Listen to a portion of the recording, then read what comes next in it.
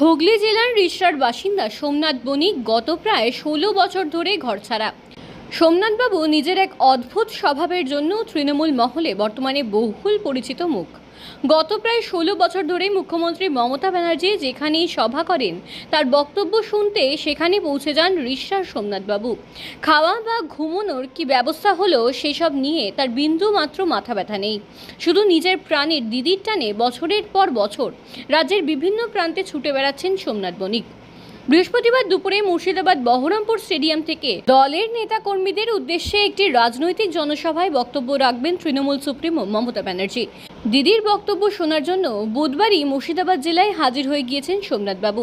বহরমপুর বাসস্ট্যান্ডের কাছে ঠান্ডার মধ্যে কোনো রকমে রাত কাটিয়েছেন। বৃহস্পতিবার সকাল হতেই হাজির হয়ে গিয়েছেন স্টেডিয়াম চত্বরে। মুখ্যমন্ত্রী মমতা ব্যানার্জির প্রতি নিজের ভালোবাসার গল্প জানাতে গিয়ে সোমনাথবাবু বলেন, ১৯৯২ সাল থেকে আমি দিদির সঙ্গে রয়েছি। যেখানে দিদি সভা হয় আমি চলে যাই। কলকাতায় একটি ছোট্ট কোম্পানিতে মাল সরবরাহের কাজ করেন সোমনাথবাবু।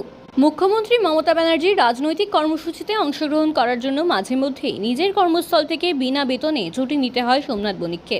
তবে এর জন্য তার নিজের কোনো আক্ষেপ নেই। তিনি বলেন, যেখানেই দিদির সভা হয় আমি নিজের টাকা খরচ করে সেখানে পৌঁছে যাই। ১৯৯৩ সালের ২১শে জুলাই দিদির ঐতিহাসিক লড়াইয়ের দিনও আমি তার সঙ্গে ছিলাম। মুখ্যমন্ত্রীর রাজনৈতিক সংগ্রামে তার পাশে থাকার সময়ই নিজের বাবা মাকে হারিয়েছেন সোমনাথবাবু। তিনি বলেন, আমি মুখ্যমন্ত্রী মমতা ব্যানার্জি এবং আমার দলের সেনাপতি অভিষেক ব্যানার্জিকে ভালোবাসি। তবে গত ১৬ বছর ধরে বিভিন্ন কারণে নিজের বাড়িতে যেতে পারি না।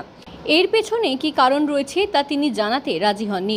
২০১১ সালে মমতা ব্যানার্জি মুখ্যমন্ত্রী হিসেবে প্রথমবারের জন্য শপথ নেওয়ার পর তার মাথায় হাত রেখে আশীর্বাদ করেছিলেন। সেই স্মৃতি আজও সোমনাথ বণিকের মনের মণিকোঠায় অমলিন হয়ে রয়ে গিয়েছে। তিনি বলেন, কালী পুজো, ভাইফোঁটার, রাখি বন্ধনের দিন আমি দিদির বাড়িতে পৌঁছে যাই। তবে দিদির সঙ্গে যে রোজ তার কথা হয় না সে কথাও জানিয়েছেন সোমনাথবাবু। তিনি বলেন, বহু বছর আগে দিদির সঙ্গে আমার শেষবারের মতো কথা হয়েছে। দিদি আমাকে না চিনলেও দিদির প্রতি আমার ভালোবাসা একটুও কমেনি।